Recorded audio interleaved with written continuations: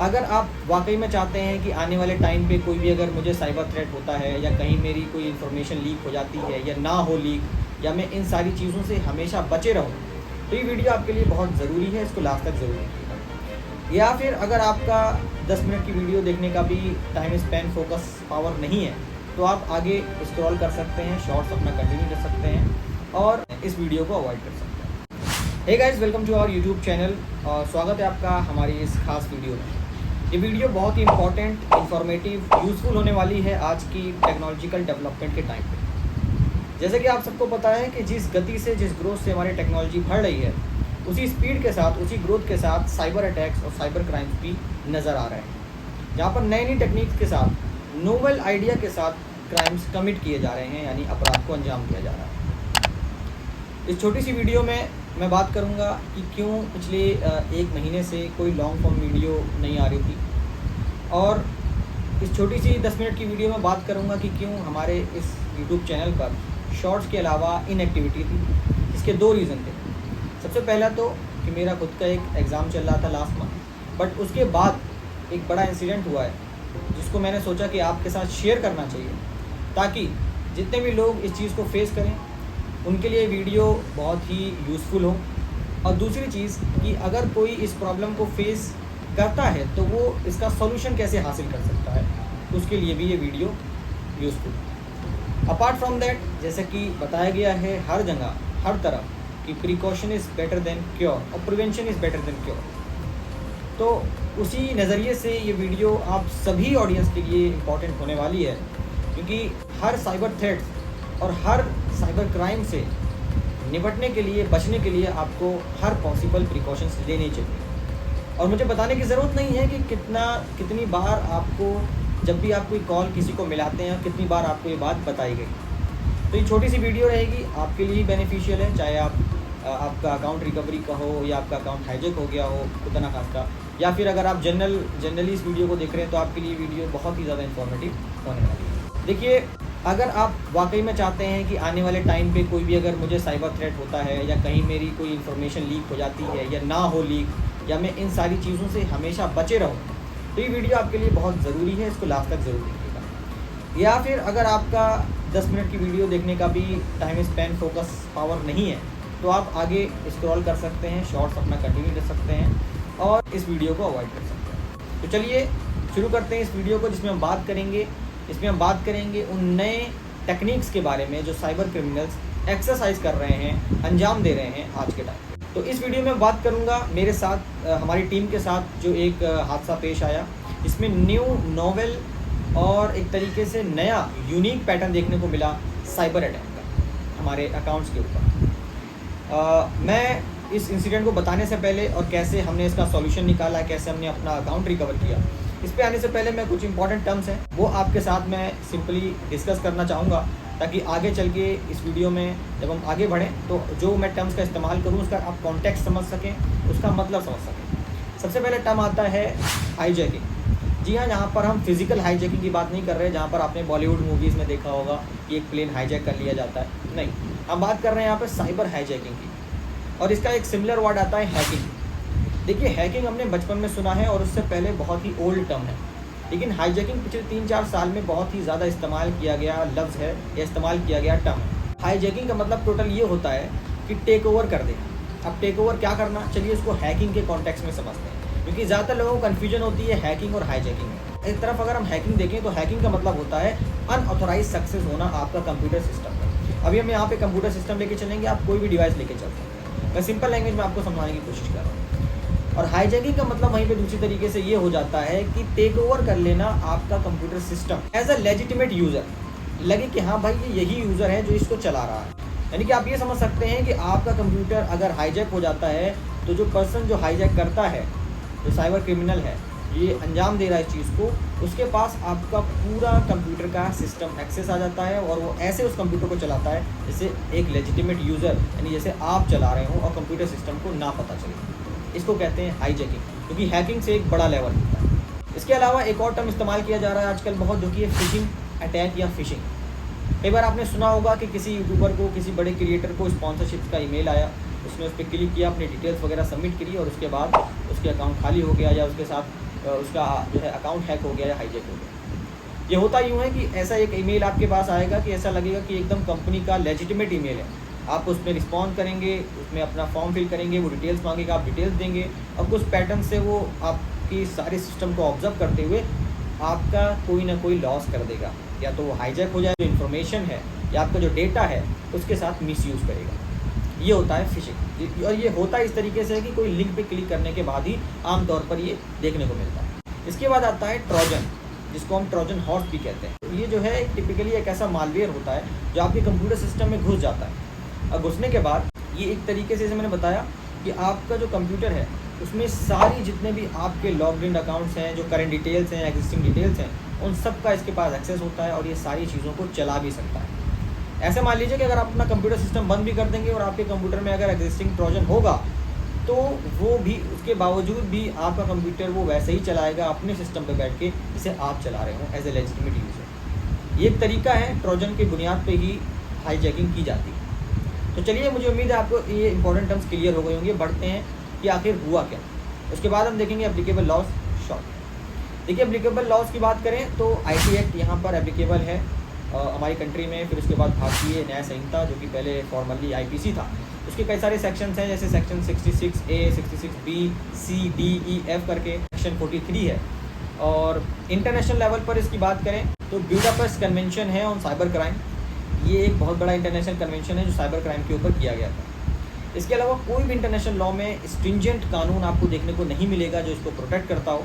अगर आपके साथ खुदा ना खास्ता हाईजैकिंग या हैकिंग हो जाती है, जो कि इंटरनेशनल लेवल पे है, तो आपको इसका सामना करने में बहुत ज़्यादा मुश्किलात हो सकती है। अब इसमें सबसे बड़ा लूप होल ये है कि जो इंडिया का जो स्टूडेंट्स है वहाँ तो चलो ठीक है, कोई ना कोई जुगाड़ करके, कोई ना कोई सोच करके आपका काम निकल जाता है या सॉल्यूशन निकल आता है।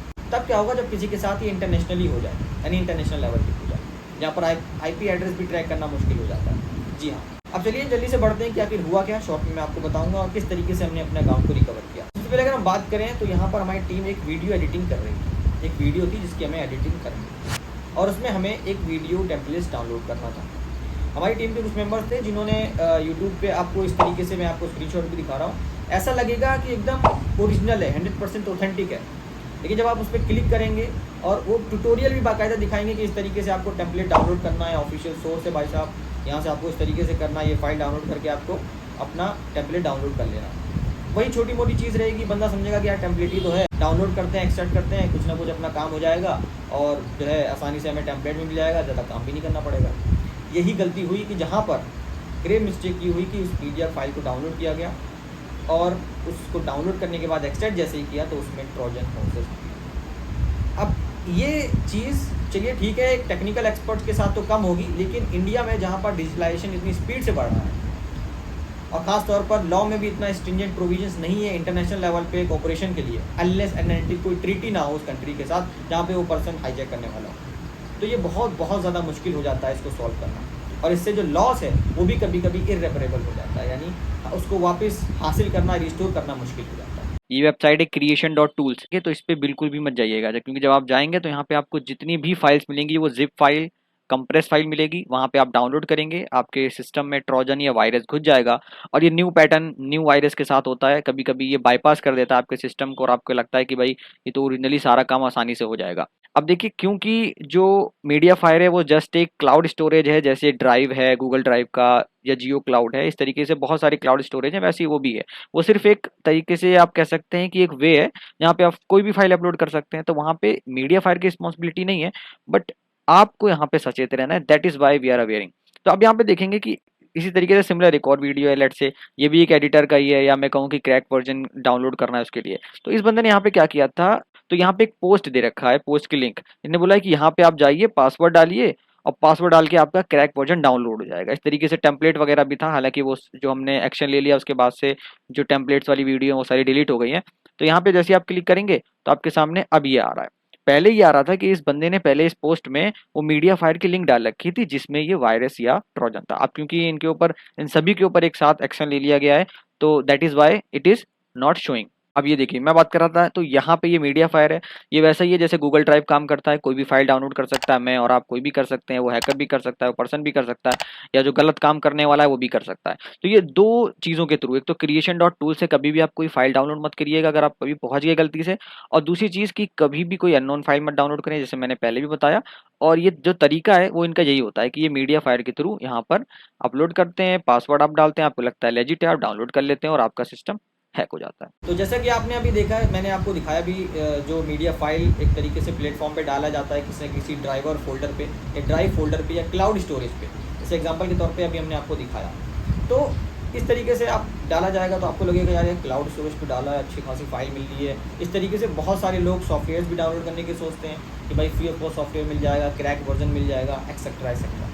इन सारी चीज़ों की वजह से ये ट्रोजन हॉर्सेस उनके सिस्टम में घुस जाता है और उन्हें पता भी नहीं चलता, अनलेस एंड अनटिल वो ध्यान ना दें कि उनका एंटीवायरस कुछ अलर्ट दे रहा है या कोई नोटिफिकेशन दे रहा है कि नहीं। अब देखिए किसी के साथ भी हो सकता है। अब मैंने जैसे बताया कि भाई अगर कोई टेक्निकल एक्सपर्ट है, बहुत अच्छा जिसको जानकारी है, वो तो चलो ठीक है। लेकिन अब मैंने बताया कि इतनी तेज़ी से टेक्नोलॉजिकल डेवलपमेंट हो रहा है कि हर बच्चे के पास टैबलेट है, हर बच्चे स्टूडेंट के पास और हर जवान के पास, हर शख्स के पास आजकल टेक्नोलॉजी का इस्तेमाल कर रहा है। वो कोई ना कोई डिवाइस इस्तेमाल कर रहा है, चाहे लैपटॉप हो, चाहे क्रोम बुक हो, चाहे मैकबुक हो, तो उन सारी चीज़ों में ये आ सकता है। तो ये इंपॉर्टेंट चीज़ें ज़रूर पता होनी चाहिए। अब सवाल यहाँ पे उठता है कि आखिर हमने किया कैसे।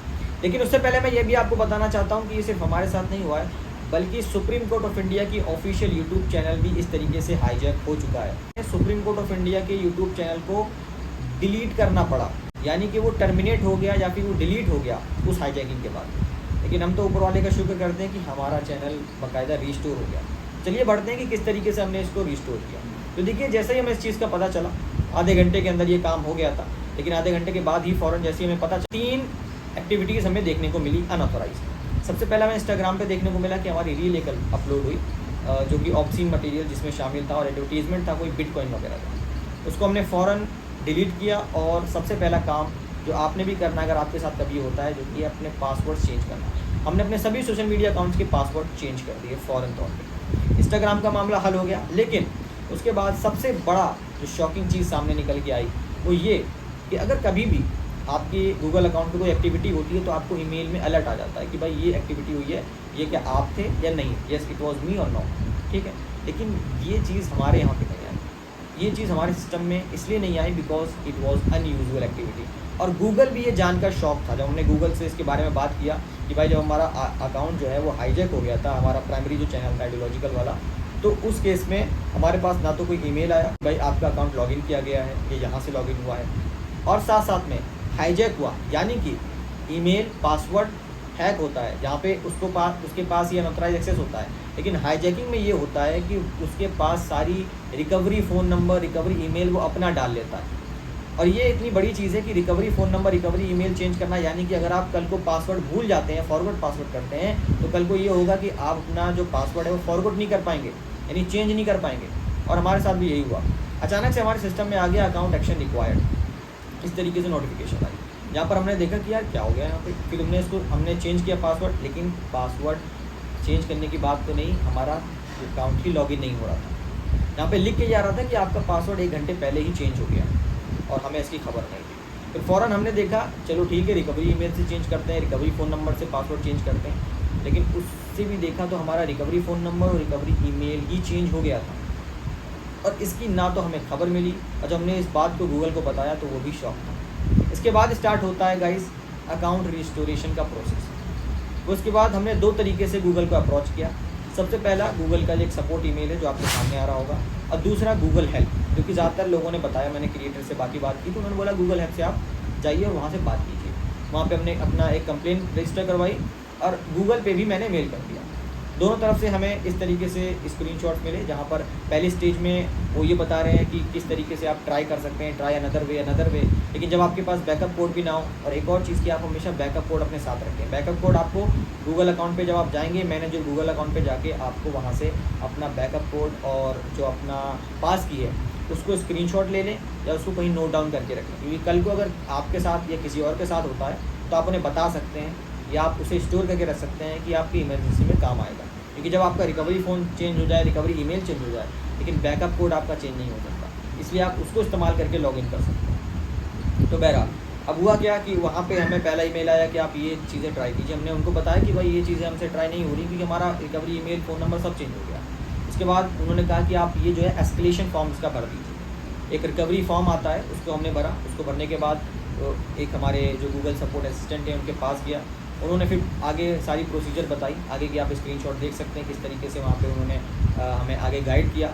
और फिर उसके बाद उन्होंने बताया कि आप अपना एक ओल्ड रिकवरी जो ईमेल एड्रेस है वो आप डाल दीजिए। तो हमने अपना जो पुराना वाला रिकवरी ईमेल एड्रेस था वो डाला।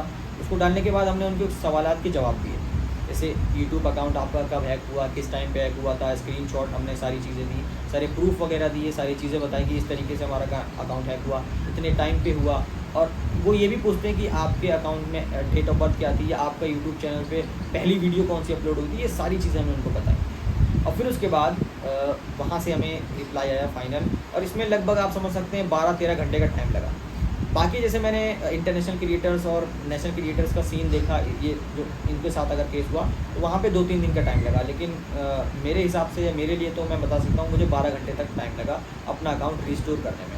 हमने एस्केलेशन फॉर्म फिल किया। एस्केलेशन फॉर्म फिल करने के बाद फाइनली हमें एक लिंक भेजा गया जहाँ पर हम अपना पासवर्ड आसानी से चेंज कर सकते हैं। हमने फ़ौरन पासवर्ड चेंज करके अपनी रिकवरी ईमेल वगैरह हटा दिया। लेकिन यहाँ पे कहानी ख़त्म नहीं होगी। जी हाँ, तीसरी सोशल मीडिया एक्टिविटी हमें देखने को मिली अपने लिंक्डइन अकाउंट पर। मुझे एक ईमेल आया कि भाई Andy your password was change. मैंने बोला मेरा नाम तो एंडी है नहीं। मैंने वापस जाके चेक किया, देखा कि वहाँ पे लिंक्डइन भी मेरा हाईजैक हो गया। अब उसके बाद मैंने फ़ौरन वहाँ पे अपना पासवर्ड चेंज किया। अच्छी बात ये थी कि मेरे पास एक्सेस उस वक्त था। उस सेकंड के अंदर मैंने पासवर्ड चेंज किया और फ़ौरन मैंने अपनी सारी डिटेल्स को चेंज करके अपनी ओरिजिनल डिटेल्स वापस डाल दी। लेकिन हुआ ये कि 2 दिन बाद वो लिंक्डइन पे इतनी एक्टिविटीज़ उसने करी थी, इतने कनेक्शंस पे उसने भेज दिए थे इधर उधर, या ऐसी एक्टिविटी करी थी जो कि कम्युनिटी गाइडलाइन को वायलेट कर रही थी, जिसकी वजह से मेरा लिंक्डइन अकाउंट भी लॉक हो गया। आप देख सकते हैं फिर उसके बाद हमने उसमें ईमेल किया, केस आईडी वगैरह रजिस्टर करवाई, और फिर उसके बाद जाके वही सिमिलर प्रोसेस करना पड़ा, अपने आप को वेरीफाई करना पड़ा, आईडी वगैरह देनी पड़ी गवर्नमेंट की, तब जाके हमें अपना अकाउंट रिस्टोर करने को मिला और तब जाके हमें एक्सेस मिल गया। तो आप देख सकते हैं कि एक गलती की वजह से, या आप समझ सकते हैं कि एक पर्सोनेशन की वजह से ये कितनी तरीके से यहाँ पे चल रहा है। अब बात यहाँ पे ख़त्म नहीं होती, सारी चीज़ें अकाउंट रिस्टोर हो गई। अब अगले दिन यानी कि 2-3 दिन बाद अचानक से फ़ोन आता है मेरे पास कि भाई आपके अकाउंट पे ये क्या यूट्यूब पे लाइव चल रहा है, आप देखिए ज़रा खोल के। मैंने देखा, मैंने क्या लाइव चल रहा है, मैं तो चला नहीं रहा। 16,000 लोग उस लाइव को देख रहे थे। वो बिटकॉइन के ऊपर था, मेरे प्राइमरी चैनल पर जहाँ पर 45,000 सब्सक्राइबर। मैंने देखा यार ये क्या हो रहा है, ये तो गलत हो रहा है, मैंने तो चलाया भी नहीं, और अब तो अकाउंट भी रिस्टोर हो गया है, तो अब क्या प्रॉब्लम आ रही है। तो पता ये चला कि एक आप यूट्यूब पे जाके देखेंगे, जो हम आपको अभी स्क्रीन पे दिखाना चाहता हूँ। तो गाइस, जब मुझे चैनल रिस्टोर होने के बाद भी जब ये पता चला कि अब और चेंजेस हो रहे हैं, लाइव स्ट्रीम आ रहा है, जब चैनल वगैरह स्टोर हो गया, तो उसके बाद मैंने फ़ौरन जाके देखा। तो मैं जो आपको बता रहा था वीडियो में, वो यही मैं आपको दिखा रहा हूँ कि यहाँ पे सेटिंग में जब आप जाएंगे स्टूडियो में, तो यहाँ परमिशन का ऑप्शन दिखेगा। तो उस बंदे ने क्या किया था, यहाँ पे एक तो मैं हूँ ओनर, और यहाँ पे एक मैनेजर के तौर पे या मैनेजिंग एडिटर के तौर पे अपना उसने नाम ऐड कर रखा था। और चालाकी ये देखिए कि उस बंदे ने यहाँ पर चैनल रिकवरी सिस्टम के नाम से इस चीज़ को डाल रखा था, ताकि अगर मैं देखूँ तो मुझे लगे कि ये गूगल को मैंने जो रिस्टोरेशन के लिए कंप्लेन किया है, वो जो काम कर रहे हैं वो यहाँ पे उनकी आईडी है, तो वो मैं छेड़छाड़ ना करूँ, या कोई जनरल बंदा यही सोचेगा। लेकिन जो दिमाग लगाएगा या जिसके साथ ये इंसिडेंट होगा, तो वो ऑटोमेटिक ही समझ जाएगा कि ये पैटर्न है उनका। एडवांस में उन्होंने ये चीज़ कर रखी थी, ताकि जो आगे चल के अगर रिस्टोर भी हो जाए तो उनके पास उसका एक्सेस रहे। उस वक्त बस मुझसे एक चीज़ ये छूट गई थी कि मुझे यहाँ पे उनका ईमेल एड्रेस दिख रहा था, बट ऑफ कोर्स वो जो ईमेल एड्रेस था वो फेक टाइप था, जो टेम्परेरी होता है। तो बहरहाल, लेकिन वो breadwood@gmail.com करके था ऐसा कुछ, जो कि मैंने वहाँ पे गलती ये कर दी, बस ये चीज़ छूट गई मुझसे कि मैंने उसका स्क्रीनशॉट नहीं लिया। हालांकि ये रिस्टोरेशन के बाद का किस्सा है, तो मैंने फौरी तौर पर उसको रिमूव कर दिया था। तो आपने अब यहाँ से देख लिया होगा कि किस तरीके से, किस पैटर्न पे उस बंदे ने पहले से ही एडवांस में ये सारी चीज़ें सोच के रखी थी कि अकाउंट रिकवरी होगी, अकाउंट रिस्टोरेशन होगा, तो मैं पहले से ही परमिशन में डाल देता हूँ, यहाँ से मैं एक्सेस कर पाऊँगा। अब आपको बताइए कि क्या जनरल ऑडियंस यहाँ पे अगर आप देखें, या कोई आम इंसान जो ज़्यादा टेकी ना हो, जो इतना ज़्यादा इन्वेस्टिगेटिव माइंड ना हो जिसका, तो वो कैसे पता कर पाएगा इन छोटी छोटी चीज़ों में अंदर घुस के। समझ रहे हैं आप? वो तो जब तक वो पता करेगा, जब तक उसका काम तमाम हो जाएगा, कंटेंट वगैरह डिलीट हो जाएगा। क्योंकि जैसे ही मैंने एक्शन लेना शुरू किया था, तो मेरा प्रोफाइल वगैरह सब चेंज करना उसने स्टार्ट कर दिया था यूट्यूब पे। लेकिन ये बोलो कि मैंने फ़ौरन उसकी परमिशन से हटा दिया उस चीज़ को फाइंड करके कुछ ही सेकेंड। तो ये आप समझ सकते हैं कितनी बड़ी प्रॉब्लम है, और इसको सॉल्व करना बहुत ज़रूरी है, लीगली भी और टेक्निकली भी। अब बात करते हैं, ये तो बात हो गई कि किस तरीके से हमने अपना जो अकाउंट है वो रिकवर किया। इस बीच में हालांकि मैंने कई सारे वाइट हैट हैकर से भी मदद ली, तब जाके हम इन सारी चीज़ों को टैकल कर पाए, जो कि मैं आपको सिंपली बता रहा हूँ। हालांकि एक प्रोसेस काफ़ी कॉम्प्लेक्स था, लेकिन उम्मीद है मैं आपको गाइड कर पाया कि इस तरीके से मैंने रिकवर की। अब सबसे इंपॉर्टेंट चीज़ जो मैं आपको यहाँ पे लास्ट में बताना चाहता हूँ वो ये कि आपको क्या क्या प्रिवेंशन या प्रिकॉशंस लेने चाहिए ताकि कल को खुदा ना खास्ता आपके साथ ये चीज़ ना हो। तो सबसे पहली चीज़ मैं आपको बताना चाहता हूँ कि कभी भी अननोन सोर्सेज पे ट्रस्ट ना करें। जी हाँ, कोई भी आपको आपका फ्रेंड भेजे, आपकी फैमिली भेजे, जब तक आपको यकीन ना हो कि हाँ ये जो मैं इस पर क्लिक करने जा रहा हूँ या इस चीज़ को डाउनलोड करने जा रहा हूँ कि ये वाकई ओरिजिनल ऑफिशियल सोर्स है, सेफ है कि नहीं, पहली चीज़। दूसरी चीज़ कि आप जो है, चाहे आपका मोबाइल फ़ोन हो, चाहे आपका विंडोज़ लैपटॉप हो, उसके अंदर ऑलरेडी एक सबसे अच्छा एंटीवायरस है विंडो डिफेंडर का, या फिर आप कोई और भी डाउनलोड कर सकते हैं। मोबाइल में भी आपका सिस्टम स्कैन आता है ऑलरेडी, जैसे सैमसंग में नॉक्स सिक्योरिटी आता है, एप्पल में ऑलरेडी इनबिल्ट होता है, तो उसकी मदद से आप सिस्टम स्कैन करते रहें रूटीन बेसिस पे, ताकि पता चल सके कि कोई वायरस या मालवेयर या कोई हैक टूल आपकी फ़ाइल में अंदर है कि नहीं। तीसरी चीज़ कि कभी भी आप क्रैक वर्जन या फ्री सॉफ्टवेयर के चक्कर में ना पड़े, क्योंकि जब हालांकि हमारी तो छोटी सी चीज़ थी, एक टेम्पलेट ही डाउनलोड करना था, कोई सॉफ्टवेयर नहीं था, लेकिन फिर भी कई सारे लोग, मेजॉरिटी ऑफ लोग इस चीज़ के चक्कर में फंसते हैं। आप ये देख सकते हैं कितनी यूट्यूब की वीडियोज़ की लिस्ट है, लेकिन इसके ऊपर कोई एक्शन नहीं लिया जा रहा। हमने बाकायदा गूगल और यूट्यूब को कहा कि इन सारी चीज़ों के ऊपर एक्शन लिया जाए, उन्होंने अश्योर किया, लेकिन अब ये दिन पर दिन डेली वीडियोज़ अपलोड करते हैं जानबूझ के यही चैनल्स वाले लोग, और इनको पता है कि ये लोग आएंगे, इस पर डाउनलोड करेंगे और फिर उनके साथ कांड हो जाएगा। तो इस चीज़ के लिए आप भी एक्शन लें। जब आप इस तरीके की वीडियो देखें जो फेसलेस वीडियो हो और आपको ट्यूटोरियल दे रहा हो कि भाई आप फ्री से डाउनलोड कर सकते हैं, उसको तुरंत रिपोर्ट करें। वो हाईजैकर है, वो साइबर क्रिमिनल है, या फिर वो एक पैटर्न बना रहा है आपके डेटा को ब्रीच करने के लिए या मिसयूज़ करने के लिए। चौथी चीज़ सबसे इम्पॉर्टेंट कि अपने सिस्टम में, लैपटॉप में या कंप्यूटर में जब कोई सोशल मीडिया अकाउंट आप लॉगिन करें और ज़रूरत ना हो तो उसको लॉग आउट कर दें। कि अगर आपको बार बार फ्रिक्वेंटली ज़रूरत ना हो तो उसको लॉग आउट कर देंगे। कल को अगर कोई वायरस आ जाता है या हाईजैक हो जाता है या कोई ट्रोजन आता है तो आपका ही सबसे बड़ा नुकसान हो सकता है। और अगर वो इंडियन ओरिजिन का हो तो प्रॉब्लम ये हो जाएगी कि अकाउंट ट्रांसफ़र हो जाएगा, बैंक अकाउंट से भी दिक्कत हो सकती है, नेट बैंकिंग से। लास्ट जो कि है 2 स्टेप वेरिफिकेशन और सिक्योरिटी लेयर। जी हाँ, आप जो है 2 स्टेप वेरिफिकेशन लगा सकते हैं, पास की लगा सकते हैं, सिक्योरिटी क्वेश्चन लगा सकते हैं, जहाँ भी पॉसिबल हो। अभी इस वक्त इस वीडियो को देखने के बाद अपने सभी सोशल मीडिया प्लेटफॉर्म्स पे 2 स्टेप वेरिफिकेशन ऑन कर दीजिए।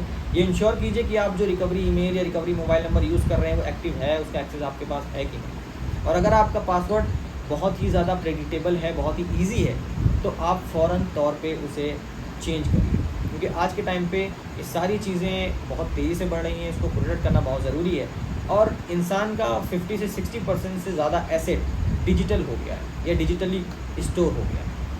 लास्ट में मैं यही कहना चाहूँगा कि मुझे उम्मीद है कि आपको मेरी इस छोटी सी वीडियो से कुछ ना कुछ जानकारी हासिल करने को मिली होगी या कुछ समझ में ज़रूर आया होगा।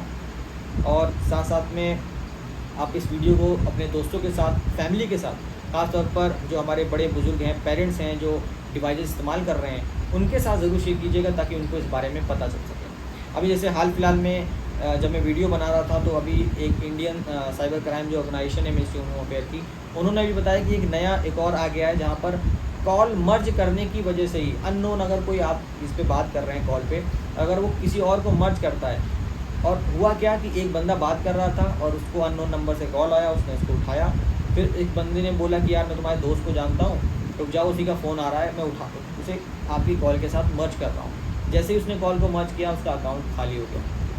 कैसे? आपने देखा होगा कि OTP बाय वॉइस भी आता है। तो OTP बाय वॉइस के जरिए करता क्या है कि वो आपकी इन्फॉर्मेशन उसके पास रहती है, वो आपके अपने सिस्टम में डालता है, आपको कॉल करता है। OTP बाय वॉइस वो ऑन करता है, आपके पास OTP का कॉल आता है, उसे उसको मर्ज कर देता है। जैसे ही वो कॉल मर्ज होती है वैसे उसको OTP पता चल जाता है और आपको सुनाई तो देता है OTP, लेकिन तब तक आपके साथ वो कांड हो चुका होता है, यानी तब तक आपका अकाउंट खाली हो चुका होता है। अब सबसे बड़ा लूप होल लीगली और टेक्निकली ये है जो मैं गवर्नमेंट को, अथॉरिटीज़ को एड्रेस करना चाहूँगा कि इंटरनेशनली अगर किसी के साथ होता है तो वो क्या कर सकता है। जैसे हमारे केस में अमेरिकन पर्सन था वो, जहाँ तक हमें पता चला, लिंक्डइन ने हमें बताया इसके बारे में। और इसके अलावा कई सारे रशिया से और बहुत पता नहीं कौन कौन सी कंट्रीज से लोग हैक करते हैं, हाईजैक करते हैं। इसको लेकर मुझे लगता है कि UN को भी रेजोल्यूशन जो उसने लिया था 2022 में, उस पर काम करना चाहिए और एक इंटरनेशनल ऑर्गेनाइजेशन बनानी चाहिए साइबर क्राइम के ऊपर। साथ साथ में इंडिया को भी मोस्ट ऑफ द कंट्रीज़ के साथ अपने सिटीजन्स को प्रोटेक्ट करने के लिए जो ये मेजर कंट्रीज़ हैं जहाँ पर ज़्यादा अटैक्स देखने को मिले हैं, जिनकी हिस्ट्री है, उनके साथ पार्टनरशिप करके एक एग्रीमेंट या कन्वेंशन साइन करना चाहिए, जिससे आगे चल के इन सारे साइबर क्रिमिनल्स का ठीक ठाक इलाज हो सके। इंडिया की बात करें तो इंडिया में ये तो कुछ हद तक या 90% तक इस पर काफ़ी डेवलपमेंट हुआ है, काफ़ी काम हुआ है। जहाँ पर देखने को ये मिल रहा है कि जो साइबर क्राइम है, जितनी तेज़ी से वो बढ़ भी रहा है, उतनी तेज़ी से अथॉरिटीज़ भी हैं, काम कर रही हैं। बट ऑफकोर्स इसके ऊपर और स्ट्रिंजेंट प्रोविजन होना चाहिए, क्योंकि बीएनएस में अभी सिर्फ 5 लाख का इसके ऊपर फ़ाइन है, 2 से 3 साल की सज़ा है। जो ज़्यादा से ज़्यादा बड़े साइबर क्रिमिनल्स की मैं बात कर रहा हूँ, उनके ऊपर इसको और स्ट्रिक्ट करना चाहिए, इसके ऊपर स्पेशल लॉज भी लाने की ज़रूरत है। तो मिलते हैं आपसे इस तरीके की नेक्स्ट वीडियो में। मुझे उम्मीद है कि आपको वीडियो पसंद आई होगी, इन्फॉर्मेटिव लगी होगी। इस तरीके की और भी लीगल इन्फॉर्मेटिव वीडियोस पाने के लिए मेरे चैनल को सब्सक्राइब करें, शेयर करें। Thanks for watching.